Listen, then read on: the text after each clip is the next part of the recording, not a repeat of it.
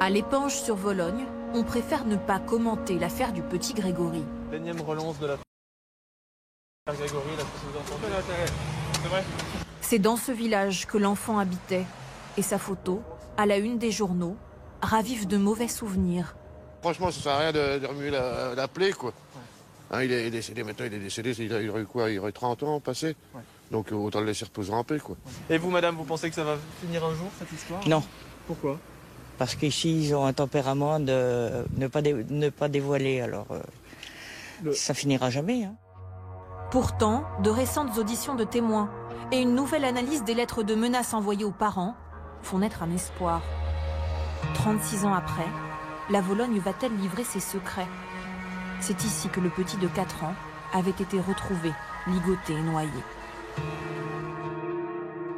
Au cœur du dossier, plus de 600 appels téléphoniques et 31 lettres de menaces, dont une adressée au père de Grégory, qui revendique le crime.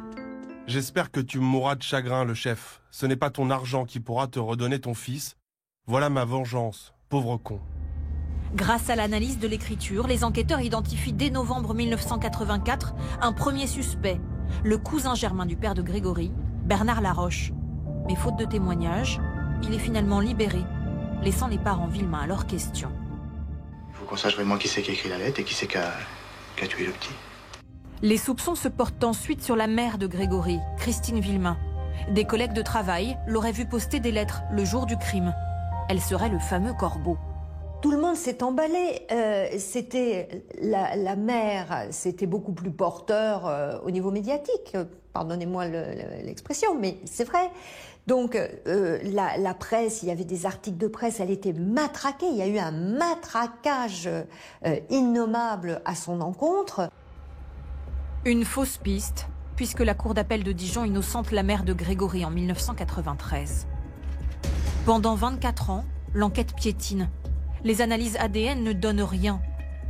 En 2017, l'affaire prend un nouveau tournant avec la mise en examen de Marcel et Jacqueline Jacob, le grand-oncle et la grande-tante de Grégory. Cette dernière a été confondue grâce à la graphologie. Son écriture correspond à l'une des lettres. S'agissant des 3 lettres de 1983, les conclusions de l'expert commis en 2017 impliquent, je l'indiquais hier, pour l'une d'entre elles, Madame Turier. Et l'incrimine, mais de façon moins affirmative, pour une autre d'entre elles, qui était en lettres typographiques. Nouveau rebondissement en 2018. Les mises en examen de Jacqueline et son mari sont annulées pour des questions de procédure. Mais la juge d'instruction de l'époque avait commandé un nouveau rapport, une expertise en stylométrie, qui vise à comparer le style, la syntaxe et la ponctuation de ces lettres à des écrits des protagonistes de l'affaire. Pour l'avocat du couple Jacob, ce procédé novateur, confié à une entreprise suisse, est peu fiable.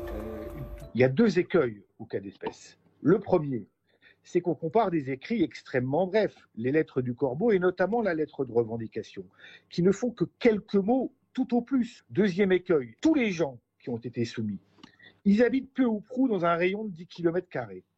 Peu ou prou, ils ont tous le même âge. Peu ou prou, ils ont fréquenté les mêmes établissements scolaires avec les mêmes enseignants. Ils sont issus du même milieu sociologique. Les résultats sont pourtant tombés. Les enquêteurs ont-ils un nouveau suspect dans leur viseur?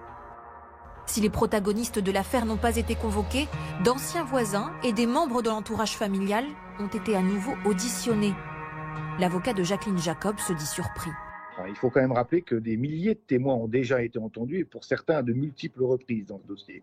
Je le répète, je l'ai toujours dit, 36 ans après les faits, on n'aboutira pas à la vérité. Avec des témoignages humains, c'est impossible. Les parents de Grégory n'ont pas dit leur dernier mot. Ils ont déposé une demande de recherche d'ADN de parentèle qui permet de comparer un ADN avec d'autres susceptibles d'être issus de la même parenté. 36 ans plus tard, la famille de Grégory est toujours au cœur de l'enquête.